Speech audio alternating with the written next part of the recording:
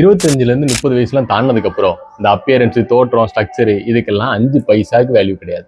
நம்ம காலேஜ் ஸ்கூல்லாம் படிச்சுக்கிட்டு இருக்கும்போது ஜாலியாக இருக்கணும், அப்படி சுற்றணும், இப்படி சுற்றணும், அரட்டை அடிக்கிறது எல்லாம் ஃபைன். ஆனால் அப்படியெல்லாம் பண்ணி முடிச்சுட்டு ஒர்க் அப்படின்னு வந்ததுக்கப்புறம், கரியர்னு வந்ததுக்கப்புறம் ஏன்னா எதுவுமே இப்போ 5 பைசாவுக்கு நமக்கு பிரயோஜனம் இல்லையா? நம்மக்கிட்ட எந்த ஒரு ஸ்கில்லுமே இல்லையா? நம்மளை வந்துட்டு எந்த கம்பெனிலும் சூஸ் பண்ண மாட்டாங்களா? ஏன்னு இந்த கேள்வி இருக்கும்ல. அப்போ தெரியும் நீங்கள் எதையுமே கற்றுக்கல. அப்போ உட்காந்து ஃபீல் பண்ணுற பிரயோஜனம் கிடையாது. கிடைக்கிற வாழ்க்கையை வந்து வாழ்ந்துட்டு போயிட்டே இரு.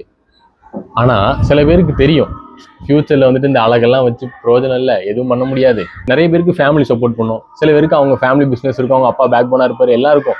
சில பேருக்கு நம்ம ஜென்ரேஷன் நல்லபடியாக வளர்ந்து வர போகிறவங்க நம்பிக்கையில் வாழ்ந்துட்டு இருக்க பேரண்ட்ஸ்க்கு நமக்கு நம்ம மேலே நம்பிக்கை இல்லாமல் நம்ம வந்துட்டு இஷ்டத்துக்கு சுற்றிடுவோம். காரணம் நமக்கு அந்த அவேர்னஸும் இருக்காது, நம்ம அதை ப்ரிகாஷனாக பண்ணவும் மாட்டோம் எதுவுமே. ஆனால் எவன் ஒருத்தன் ஸ்கூல் காலேஜ் படிக்கும் போதுலேருந்தே அவன் ட்ரெயின் பண்ணிக்கிட்டு சில ஸ்கில்ஸ் எல்லாம் வந்து டெவலப் பண்ணிக்கிட்டு சில பிஸ்னஸ்க்காக வந்துட்டு அந்த கோல் நோக்கி அப்பப்போ என்ஜாய்மெண்ட்ஸையும் தாண்டி அவன் அப்பப்போ அதையும் பண்ணிக்கிட்டே இருக்கான். சின்ன சின்ன விஷயமா இருந்தாலும் பரவாயில்ல, அதெல்லாம் பண்ணுறவன் தான் ஒரு நாள் சக்ஸஸ் ஆவான். டோராவோட டைலாக்காக இருந்தாலும் நல்லா இருக்கும். முயற்சி திருவினையாக்கும்.